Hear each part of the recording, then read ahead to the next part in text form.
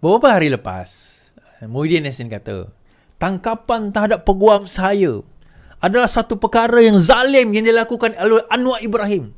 Ini adalah satu perbuatan yang zalim. Kenapa dia tangkap peguam saya? Kenapa dia tangkap? Dia macam ni, tuan-tuan. Peguam itu, walaupun itu peguam bersatu dan peguam dia, tetapi dia ditangkap atas isu 1MDB. Asset recovery 1MDB. Kenapa Muhyiddin Yassin tiba-tiba gelabah? Itu poin saya. Kenapa Muhyiddin Yassin gelabah? Kalau itu berkaitan dengan 1MDB, kalau tak ada kena mengenai dia, buat apa dia nak gelabah? Hilang lah. Tiba-tiba dia kata Anwar kejam, Anwar ni, Anwar itu. Dan itu berlaku 4 hari lepas. 5 days ago, Roger Ng dikatakan akan dikembalikan di Malaysia. Tuan-tuan, jangan terkejut. Kita bukannya Roger Ng kat sana tu, dia tak buat apa-apa. Kan? Roger Ng dekat US tu kena tangkap tu, kita tak buat apa. Kita akan hantar. Kita hantar pegawai penyiasat kita di sana. Tanya dia soalan-soalan. Dan dalam soalan-soalan tersebut, tidak mustahil dia dedahkan sesuatu transaksi yang berkemungkinan ada berkaitan dengan Muhyiddin Yassin, Hamzah Zainuddin, Mahathir, peguam Muhyiddin Yassin dan sebagainya. Berkemungkinan. So these are episodes yang kita akan rungkaikan, insya-Allah. Tuan-tuan kena sabar dan saya akan bawa episod-episod ini, cerita-cerita ini untuk kita rungkaikan dalam live kita yang seterusnya. Itu yang live saya menariknya, kita tengok daripada segi fakta, kita tengok daripada segi skandal, kita tengok daripada segi ekonomi, daripada segi undang-undang, kita juga tengok daripada segi series of episode. Sebab itu live saya ni, tuan-tuan, kalau tuan-tuan ikut, dia macam series episode. So cerita ni tak habis.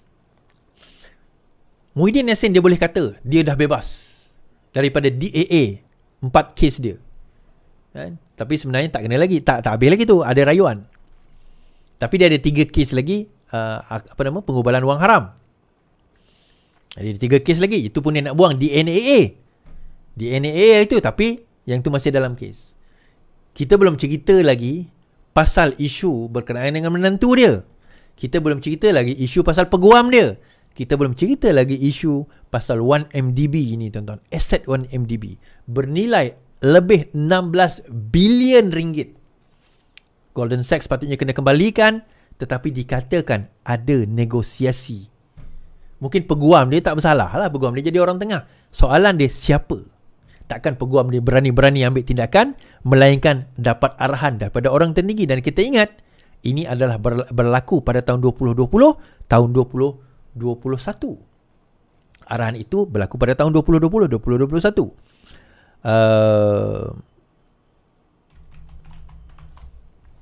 Kan? Berlaku pada 2021. Now, ni yang menarik. So, kalau kita dah tak boleh rely kepada USD alone, kita tak boleh tingkatkan OPR kita, nilai willy sesuka hati kita. Untuk nak menarik balik pelabur tadi, kita tingkat OPR, rakyat akan susah. So, macam mana kita nak buat? Yang ini Anwar Ibrahim fikirkan. So, akhirnya, 2-3 hari ini tak ramai orang tahu. Okay. Ini Anwar Ibrahim buat. Malaysia pursuing de-dollarization trading in ringgit. Perdana Menteri. Saya nak cari dalam bahasa Malaysia. Tak ada. Ada kot, tapi ialah. Kerajaan melalui Bank Negara Malaysia sedang meneliti inisiatif untuk menggalakkan negara-negara trading ataupun berdagang di dalam local currencies ataupun mata wang tempatan, kata Anwar Ibrahim. This is in line with his view for Malaysia to reduce its reliance on the US dollar in trade and investment. Ini selari dengan pandangan Malaysia untuk mengurangkan kebergantungan kepada US dollar dalam perdagangan dan juga dalam pelaburan. Anwar berkata, Malaysia telah mengadakan beberapa negosiasi dengan China, Indonesia dan Thailand dan telah mula menggunakan local currency di dalam transaksi kepada 3 negara ini. Kita berjaya menggunakan local currency dengan Indonesia, Thailand dan China. Namun begitu, bukan semua negara sekarang ini terlibat di dalam komoditi dan juga perdagangan antarabangsa. Sebab itu, kita mencadangkan de-dollarization. Dia memberitahu Dewan Negara. Anwar menjawab soalan Awang Hashim daripada PN Pendang berkenaan bagaimana government untuk deal dengan ringgit decline against the US dollar. Kemudian Perdana Menteri menegaskan bahawa nilai ringgit tidak ada kaitan dengan fundamental seperti keadaan perkembangan ekonomi, investment, falling inflation ataupun falling unemployment rates. Tetapi dia sebenarnya telah dia sebenarnya berkesan ialah influence ataupun dipengaruhi oleh United States Federal Reserve yang telah menaikkan interest rate. Itu saja. Sebab US dah naikkan Federal Reserve interest rate kerana inflasi meningkat di US. Now,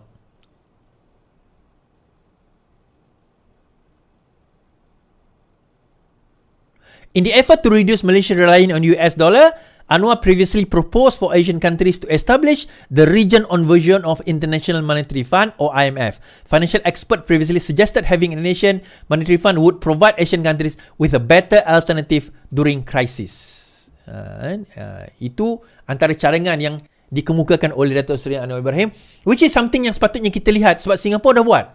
I think kita boleh belajar a lot daripada Singapore, bagaimana Singapore put all the currency dalam basket, dan dalam basket ini dia orang twice every year, iaitu April dan Oktober, mereka akan adjust kedudukan mata wang melalui monetary MAS, dari satu body dipanggil MAS di Singapore, di mana mereka akan monitor dan mereka akan adjust accordingly, dan menyebabkan Singapore antara negara daripada segi mata wang, trading, competitiveness yang terbaik di dunia. So these are the lessons yang kita boleh belajar daripada Singapore dan mungkin sesuatu yang kita boleh adapt. Nah, kenapa saya nak cerita benda ni, tuan-tuan?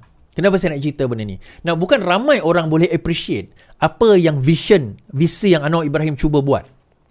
Bila kita bercakap soal reform, ramai yang kata tak ada reform. Sebab benda yang asas macam ni pun dia tak faham.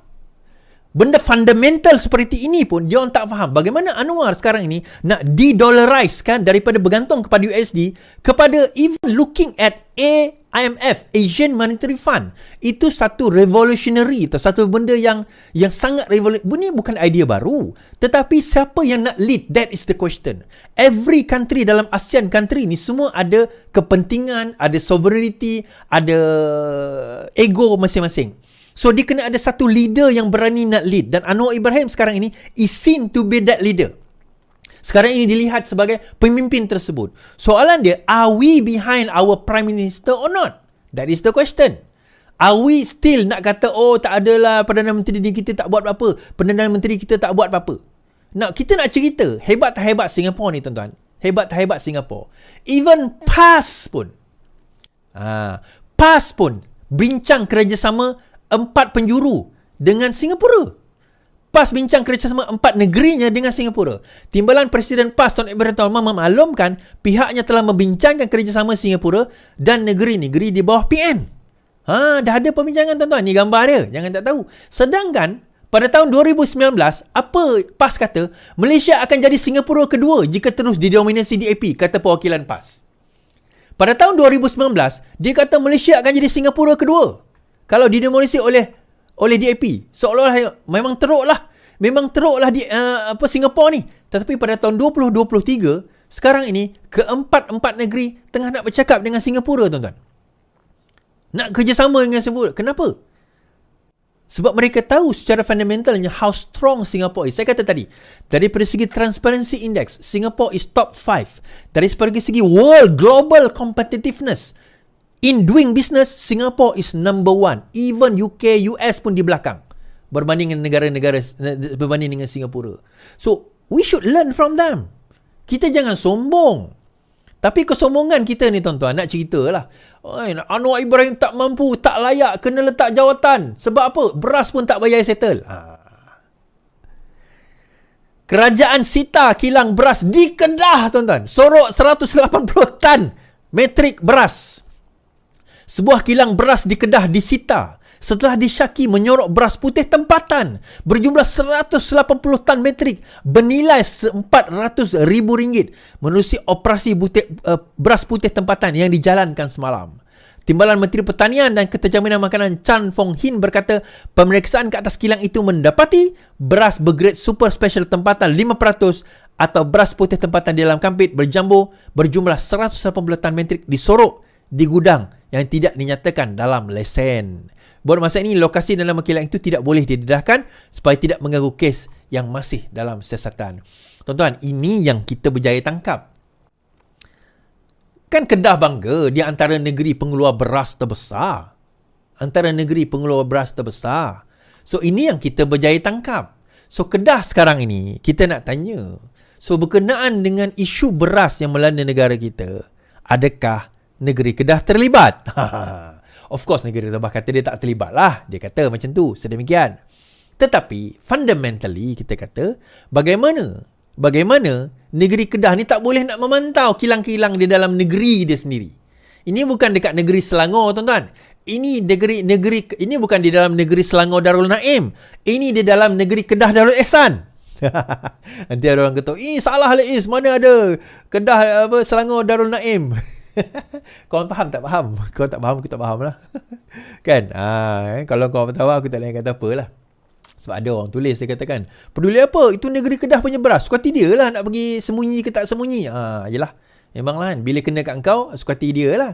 Tapi bila kena tak kena kat kau, ini adalah PMX patut letak jawatan. Tak, sekarang ni Sanusi kena letak jawatan lah. Kerana gagal nak memastikan bahawa beras di negeri dia tidak disorok. Macam, Sanusi letak jawatan. Berani tak berani? Kerana sekarang ni dia, Kedah ni antara penyebab beras sekarang ini menghadapi masalah di dalam negara kita. What say you?